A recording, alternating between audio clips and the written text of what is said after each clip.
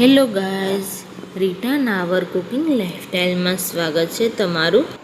આજે બનાવીશું રવાના ઢોકળા। સ્મૂધ અને સોફ્ટ એવા રવાના ઢોકળા બનાવીશું અને સાથે ચટણી પણ બનાવીશું।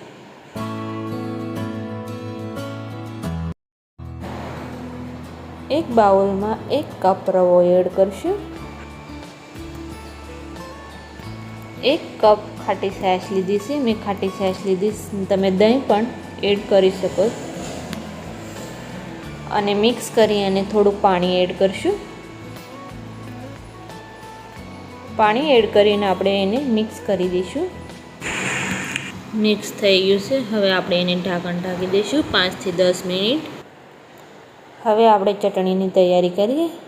મિક્સર જારમાં આપણે કોથમરી લીધી છે, 2 લાલ મરચાં લીધા છે, લસણ લીધું છે, હવે આદુનો ટુકડો લીધો છે, નમક સ્વાદ અનુસાર, પાણી જરૂર મુજબ। હવે આપણે ચટણીને પીસી લઈએ। ચટણી આપણી બરાબર પીસાઈ ગઈ છે। હવે ઢોકળાનું બેટર તૈયાર કરી લઈએ। મેં થોડુંક પાણી એડ કર્યું છે। પાણી એડ કરીને આપણે થોડુંક એને મિક્સ કરી લઈએ। મિનિટ માટે આપણે મિક્સ કરીને એમાં સ્વાદ અનુસાર મીઠું એડ કરશું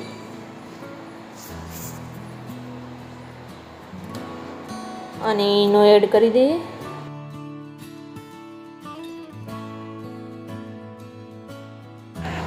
હવે આપણે એને મિક્સ કરી લઈએ।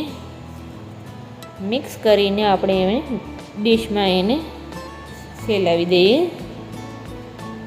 2 ડીશ થઈ છે અને હવે આપણે એને ટેપ કરી લઈએ અને ઉપરથી લાલ મરચું પાવડર એડ કરીને આપણે સ્ટીમ કરી નાખશું ઢોકળાને। હવે આપણે ઢોકળાને વઘાર કરી લઈશું। વઘારમાં આપણે તેલ અને રાઈ, લીમડો, લીલા મરચાં અને સફેદ તલ એડ કરીને આપણે એને વઘાર કરી લઈશું।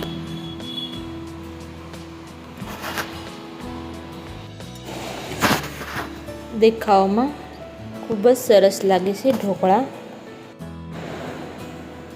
હવે આપણે કોથમરીથી ગાર્નિશિંગ કરશું અને હવે કટ કરી લઈએ આપણે ઢોકળાને।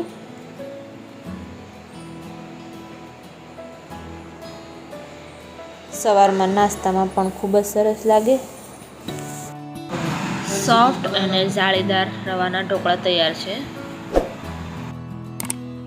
જો તમને મારો વિડીયો ગમ્યો હોય તો લાઈક કરજો, શેર કરજો અને સબસ્ક્રાઈબ કરજો।